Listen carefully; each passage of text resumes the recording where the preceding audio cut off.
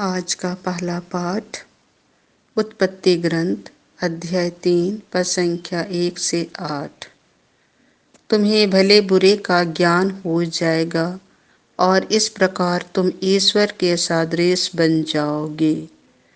ईश्वर ने जिन जंगली जीव जंतुओं को बनाया था उनमें से सांप सबसे धूर्त था। उसने स्त्री से कहा, क्या ईश्वर ने सचमुच तुमको मना किया कि वाटिका के किसी वृक्ष का फल मत खाना? स्त्री ने सांप को उत्तर दिया, हम वाटिका के वृक्षों के फल खा सकते हैं, परंतु वाटिका के बीचों बीच वाले वृक्ष के फलों के विषय में ईश्वर ने यह कहा, तुम उन्हें नहीं खाना, उनका स्पर्श तक नहीं करना, नहीं तो मर जाओगे। सांप ने स्त्री से कहा, नहीं, तुम नहीं मरोगे। ईश्वर जानता है कि यदि तुम उस वृक्ष का फल खाओगे तो तुम्हारी आंखें खुल जाएंगी, तुम्हें भले बुरे का ज्ञान हो जाएगा और इस प्रकार तुम ईश्वर के सदृश बन जाओगे। अब स्त्री को लगा कि उस वृक्ष का फल स्वादिष्ट है, वह देखने में सुंदर है और जब उसके द्वारा ज्ञान प्राप्त होता है तो वह कितना लुभावना है। इसीलिए उसने फल तोड़कर खाया। उसने पास खड़े हुए अपने पति को भी उसमें से दिया और उसने भी खा लिया।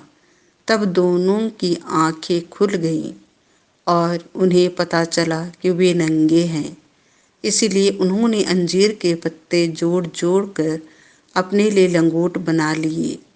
जब दिन की हवा चलने लगी तो पुरुष और उसकी पत्नी को वाटिका में टहलते हुए प्रभु ईश्वर की आवाज़ सुनाई पड़ी और वे वाटिका के वृक्षों में प्रभु ईश्वर से छिप गए।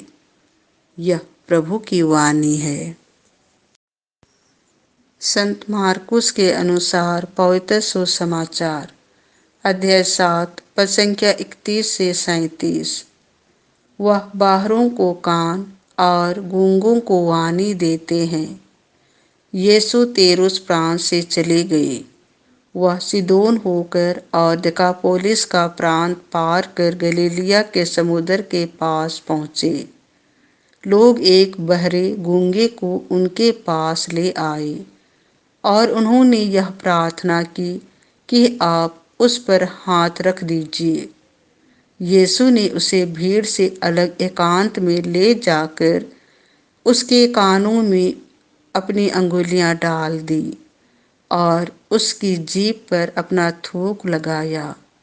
फिर आकाश की ओर आंखें उठाकर उन्होंने आह भरी और उससे कहा, एफेता, अर्थात खुल जा।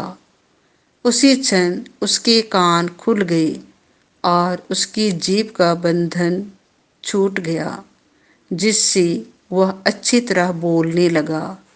यीशु ने लोगों को आदेश दिया कि वे यह बात किसी से नहीं कहें, परंतु वह जितना ही मना करते थे, लोग उतना ही इसका प्रचार करते थे। लोगों के आश्चर्य की सीमा न थी। वे कहते रहते थे, वह जो कुछ करते हैं अच्छा ही करते हैं। वह बाहरों को कान और गूंगों को वाणी देते हैं। यह प्रभु का सुसमाचार है।